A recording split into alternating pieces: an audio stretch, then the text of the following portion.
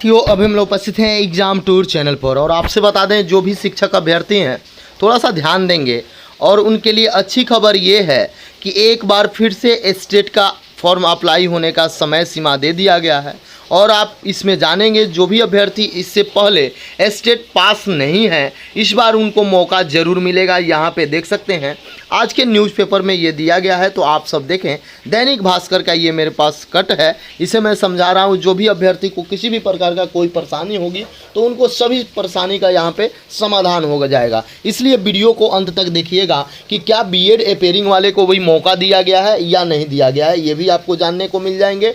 और एक बात मैं बता दूं, क्या क्या अर्हताएं आपके पास होना चाहिए, क्या क्या आपके पास है तो आप फॉर्म को अप्लाई कर सकते हैं, अन्यथा आप नहीं कर सकते हैं। इसलिए वीडियो थोड़ा सा लंबा होगा लेकिन संपूर्ण जानकारी आपको यहाँ पे मिल जाएगा। तो ये अच्छी खबर है। यहाँ पे आइए थोड़ा सा ध्यान देते हैं। ये देखिएगा, यहाँ पे राज्य के सभी विश्वविद्यालय में गुणवत्तापूर्ण शिक्षा सुनिश्चित करने के लिए सहायक अध्यापक, सह अध्यापकों और अध्यापकों के रिक्त पदों पर अतिथि अध्यापकों की नियुक्ति की जाएगी। शिक्षा विभाग ने इसके लिए पहल करते हुए परिसीमन बनाने का किया है राज्यपाल से अनुरोध। शिक्षा विभाग की ओर से भेजे गए प्रपत्र में कहा गया है कि राज्य के विश्वविद्यालय में अस्थायी अध्यापकों की नियुक्ति में अभी काफ़ी विलंब हो सकता है, क्योंकि बिहार राज्य विश्वविद्यालय सेवा आयोग द्वारा निकाली गई बहाली में रोस्टर संबंधित मामला हाई कोर्ट पटना में लंबित है। शिक्षा विभाग ने इस बाबत सृजित किए गए पदों के विरुद्ध उपलब्ध रिक्तियों को पदों पर सीधी नियुक्ति के लिए परिसीमन गठित करने के लिए बिहार के राज्यपाल से अनुरोध किया है। विगत 4 से 5 वर्षों से राज्य के सभी विश्वविद्यालय व कॉलेज में करीब यहाँ पे देखिए 3000 अतिथि अध्यापक अपनी सेवा दे रहे हैं। अतिथि अध्यापक संघ के अध्यक्ष डॉक्टर अनिल कुमार ने कहा कि शिक्षा विभाग इस दिशा में का सराहनीय पहल कर रही है। अब यहाँ पे आइए, अब हम आते हैं बिहार विद्यालय परीक्षा समिति, यानी कि आपका जो स्टेट आयोजित किया जाता है वह बिहार विद्यालय परीक्षा समिति के द्वारा आयोजित किया जाता है। यहाँ पे पढ़िएगा, यदि विज्ञप्ति संख्या की बात करेंगे तो PR 224/2023। यहाँ पे थोड़ा सा ध्यान देंगे, जो भी अभ्यर्थी हैं इस बार 1 to 5 का भरे हैं, वो स्टेट पास नहीं थे तो उनको ये मौका मिलेगा। इस बार आप पास करेंगे तो देखिएगा आगे क्या होगा। आप भी आने वाले समय में जो भी फिर एग्ज़ाम आएगी या वैकेंसी निकाला जाएगा उसमें भी आप 9th-10th का फॉर्म अप्लाई कर सकते हैं। तो आपके पास स्टेट क्वालिफाइड होना चाहिए। वैसे अभ्यर्थी जो स्टेट क्वालिफाई होते हैं वही 9th, 10th, 11th, 12th वाले फॉर्म को डालते हैं, ये बात आप भी जानते हैं। तो यहाँ पे थोड़ा सा ध्यान दें। ये 23 से संबंधित निकाला गया है। माध्यमिक शिक्षक पात्रता परीक्षा स्टेट 2023 के आयोजन एवं उक्त परीक्षा में सम्मिलित होने हेतु आवेदन पत्र भरने जाने के संबंध में इच्छुक उम्मीदवार के लिए आवश्यक सूचना है, तो इस सूचना को अंत तक जरूर देखिएगा।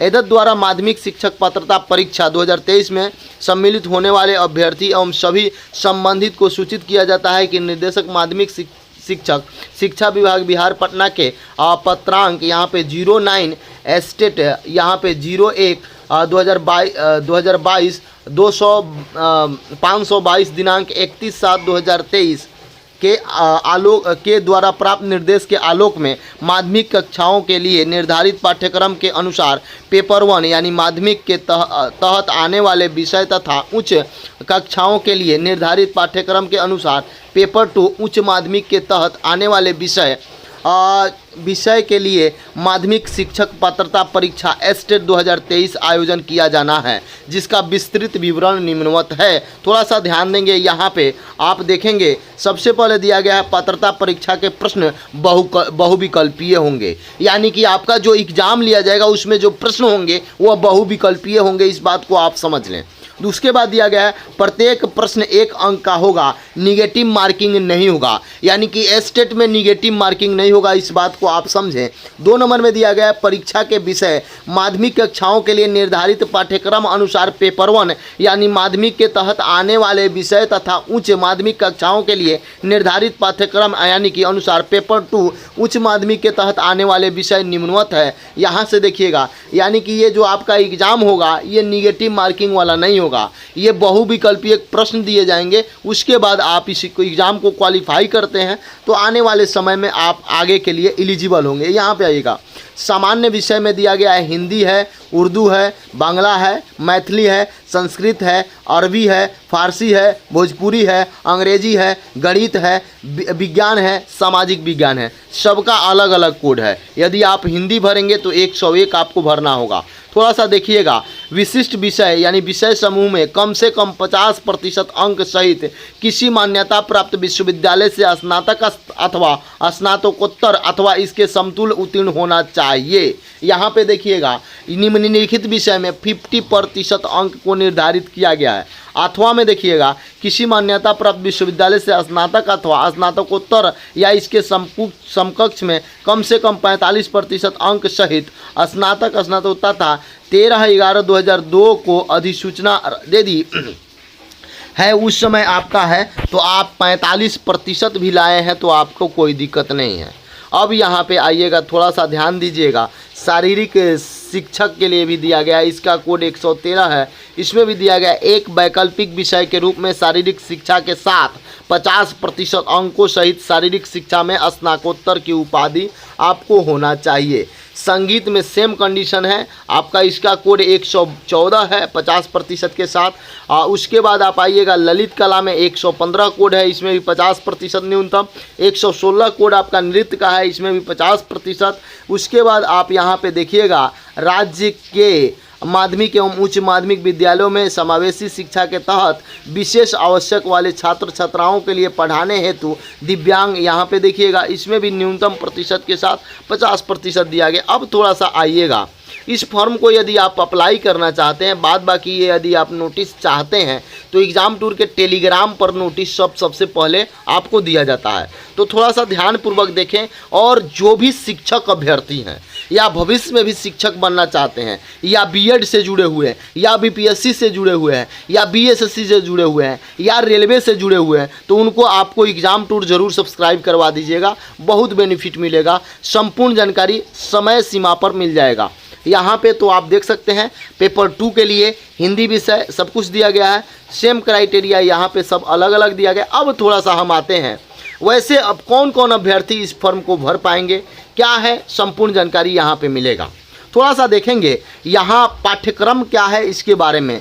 शिक्षण एवं प्रशिक्षण में किसी भी उपाधि मान्यता के बिंदु पर अथवा किसी भी उपाधि विषय के समतुल्य, यहाँ पे देखिए पेपर 1 में दिया गया है। पेपर 1 के तहत यानी माध्यमिक के तहत आने वाले विषय के राज्य के विश्वविद्यालय के लागू स्नातकोत्तर पाठ्यक्रम तथा पेपर 2 में उच्च माध्यमिक के तहत आने वाले विषयों के लिए राज्य के विश्वविद्यालय में लागू स्नातक प्रतिष्ठा के स्तरीय का पाठ्यक्रम। यहाँ पे देखिए प्रश्न पत्र पैटर्न बताया गया है। माध्यमिक शिक्षक पात्रता परीक्षा में पूछे जाने वाले प्रश्न में 100 अंक निर्धारित किया गया है, विषय वस्तु से होंगे तथा 50 अंक शिक्षण कला अन्य दक्षता से होगा। यानी 100 अंकों का विषय वस्तु से आपको प्रश्न पूछा जाएगा और जो 50 अंक होंगे वह आपका अलग से पूछा जाएगा। अलग कहने का अर्थ हुआ कि शिक्षण कला अन्य दक्षताओं से इस पर आधारित प्रश्न रहेंगे। आप देखिएगा आने वाले समय में 100 अंक आपके विषय से होंगे, 50 अंक जो होगा वह अन्य से होगा। 150 का एग्ज़ाम होगा और इसमें कोई निगेटिव मार्किंग नहीं होगा। अब यहाँ पे आइए, थोड़ा सा देखिएगा, आवेदन करने के लिए अर्हता क्या होना चाहिए। आवेदन करने के लिए आवेदन भारत का नागरिक हो, बिहार राज्य विद्यालय परीक्षा समिति नियुक्ति स्थानांतरण अनुशीलन कार्रवाई एवं सेवा शर्तें नियमावली अद्यतन यथा संशोधित 2023 द्वारा निर्धारित योग्यता अर्हताएँ उम्मीदवार कर, यहाँ पे देख सकते हैं आप। यहाँ आइएगा, एज क्राइटेरिया में दिया गया है, तो यदि आप आरक्षित कोटा से आते हैं यानी कि पुरुष हैं, अनारक्षित कोटा से, सॉरी आरक्षित मैं बोल दिया, पुरुष हैं जनरल के तो 37 वर्ष होना चाहिए 1/8/2023 से अधिकतम आयु। महिला है तो 40 वर्ष, पिछड़ा वर्ग पुरुष और महिला 40 वर्ष, अति पिछड़ा वर्ग पुरुष महिला 40 वर्ष, अनुसूचित जाति अनुसूचित जनजाति महिला 42 वर्ष। यहाँ पे देखिएगा अनुसूचित जाति या जनजाति के सभी लोग 42 वर्ष रहेंगे। यानी कि यदि आप जनरल पुरुष हैं तो 37 वर्ष, बाकी कोई भी आप कैटेगरी में आते हैं। हो गया, एज क्राइटेरिया दे दिया गया। अब थोड़ा सा आइएगा, इस फॉर्म को भरने के लिए आपके पास प्रमाण पत्र क्या क्या होना चाहिए, मेन फोकस यहाँ होना चाहिए। यहाँ पे थोड़ा सा देखिएगा 15 नंबर कॉलम में जाइएगा तो अभ्यर्थी निम्नांकित प्रमाण पत्रों की स्व अभिप्रमाणित अपलोड करेंगे, यानी कि सेल्फ अटेस्टेड करके आपको अपलोड करना होगा। आपके पास मैट्रिक का प्रमाण पत्र और अंक पत्र होना चाहिए, जिससे जन्म तिथि प्रमाणित होती है कि आपका डेट ऑफ बर्थ क्या है। बी नंबर में आएगा तो इंटर 12th का प्रमाण पत्र एवं अंक प्रमाण पत्र, स्नातक का प्रमाण पत्र एवं अंक प्रमाण पत्र। डी में आइएगा तो स्नातकोत्तर का प्रमाण पत्र एवं अंक प्रमाण पत्र, बीएड का प्रमाण पत्र एवं अंक प्रमाण पत्र, यानी कि बीएड का प्रमाण पत्र आपके पास है और अंक प्रमाण पत्र है तभी आप फॉर्म को अप्लाई करिएगा। अब सोचिए, यदि बीएड का प्रमाण पत्र तभी आता है और अंक पत्र तभी आता है जब आप फाइनल कर चुके होते हैं, यानी कि ये पेयरिंग वाले को ये मौका मिलने वाला नहीं है। अन्य शैक्षणिक योग्यता यदि आपके पास है, एमएड भी किए हैं या कुछ भी किए हैं या पोस्ट ग्रेजुएट है या डबल पोस्ट ग्रेजुएट है या ट्रिपल है, उन सारे चीज़ को भी आप अन्य में दे सकते हैं। सक्षम पदाधिकारी द्वारा निर्गत आवासीय प्रमाण पत्र आपके पास होना चाहिए। अनुसूचित जाति अनुसूचित जनजाति के उम्मीदवार के लिए सक्षम पदाधिकारी द्वारा जाति प्रमाण पत्र आपके पास होना चाहिए। अत्यंत पिछड़े वर्ग के उम्मीदवार के लिए सक्षम पदाधिकारी द्वारा क्रीमी लेयर रहित अद्यतन प्रमाण पत्र होना चाहिए। नोट में दिया गया, आरक्षण का दावा करने वाले विवाहित महिलाओं की जाति अद्यतन क्रीमी लेयर रहित प्रमाण पत्र उनके पिता के नाम एवं पता से निर्गत होना चाहिए, न कि उनके पति के नाम से। यानी शादीशुदा महिलाओं के लिए, जो बाहर की शादीशुदा महिला हैं, यदि मान लीजिए किसी महिला का घर यूपी में है और बिहार में शादी हुआ है तो अपने यहाँ की बनवाएंगी, यहाँ की उनको कोई लाभ नहीं मिलेगा, वो आप जनरल में काउंट होंगे। दिव्यांगता का दावा करने की स्थिति में विवाहित प्रपत्र में सक्षम पदाधिकारी द्वारा निर्गत प्रमाण पत्र होना चाहिए। बृहत प्रपत्र में बृहद बोला जाता है। भूतपूर्व सैनिक के लिए अधिकतम आयु सीमा में छूट का लाभ लेने के लिए भूतपूर्व सैनिक होने का प्रमाण पत्र आपके पास होना चाहिए। यहाँ पे देखिएगा, अभ्यर्थी आवेदन करने के पूर्व व्यू बटन को क्लिक करके और अपना पूरा देख लेंगे, सब कुछ संपूर्ण जानकारी ले लेंगे। किसी भी प्रकार का कोई दिक्कत ना हो तब फॉर्म को भरेंगे। यह आवश्यक है कि ऑनलाइन परीक्षा आवेदन पत्र स्वयं के द्वारा भरा जाए।